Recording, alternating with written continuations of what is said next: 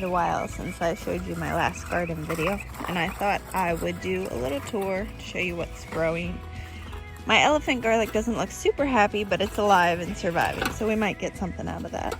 There's mustard greens, a bunch of volunteer amaranth, some lettuce, some bok choy and arugula.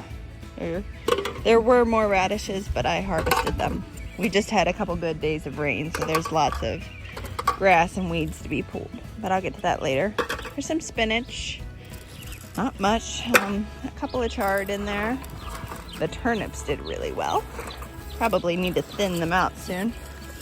Some row of beans, some tomatoes, and some a volunteer watermelon, and some volunteer, what is it called?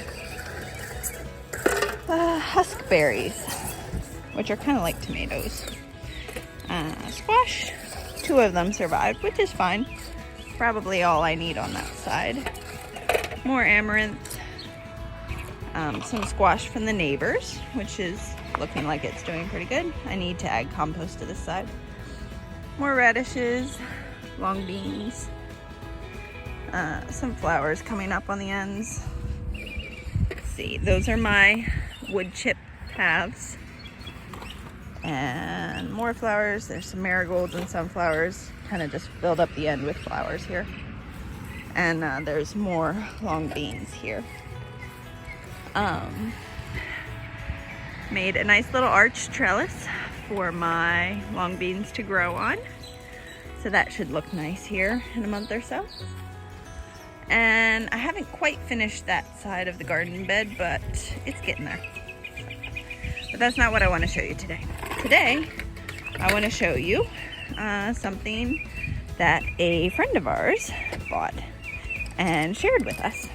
And it needs to be planted, so that needs to be done. But we're not planting it here because this spot is too sunny. All right, so this is the spot that I've decided to put my rhubarb.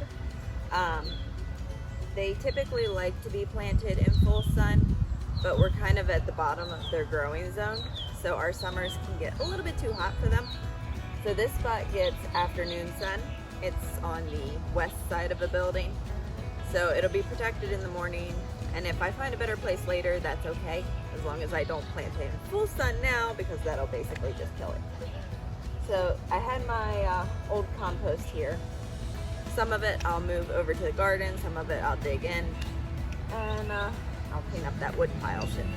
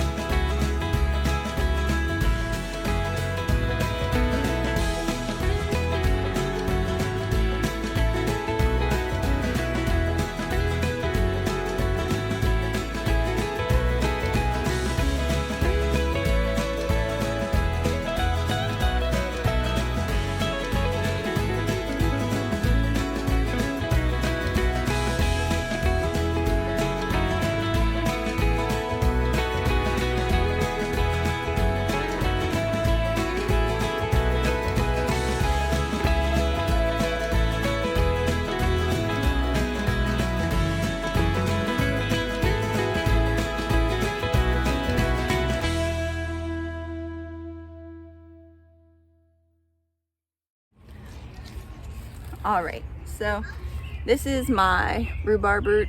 It's a Canada Red Jumbo rhubarb that a friend of mine bought. He got one and said, if I order one, do you want one? And I said, of course I do. So he got 2. And this is the other one, which is very kind. I'm most appreciative, and I really hope it grows well.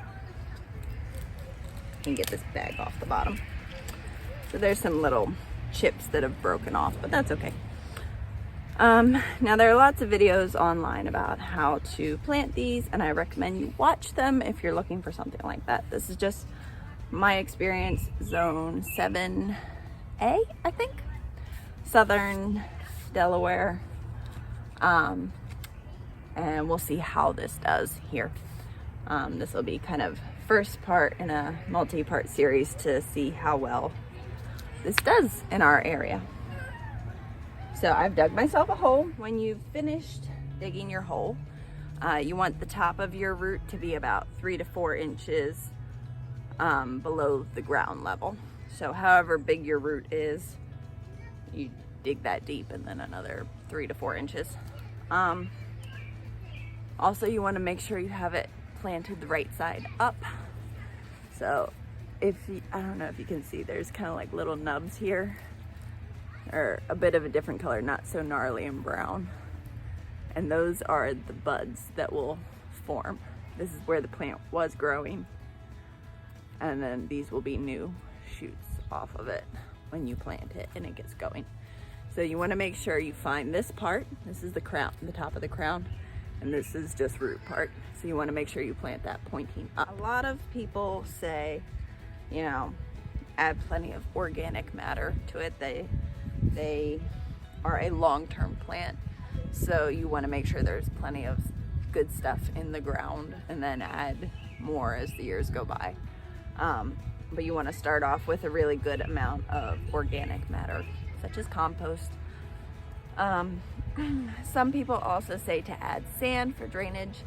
In southern Delaware, we do not need any extra sand. We have that naturally and in abundance. We have too much sand. So I'm not going to be adding any sand. This was where my compost pile was.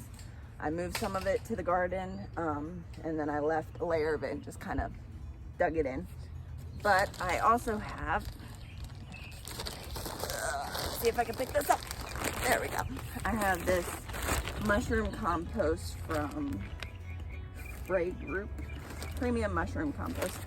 And I get this in the spring from Sandy Hill Greenhouses. If you live in this area, I definitely recommend them. They're lovely people, good stuff. And I'm just gonna kind of layer that into my hole as I plant it, just for some action.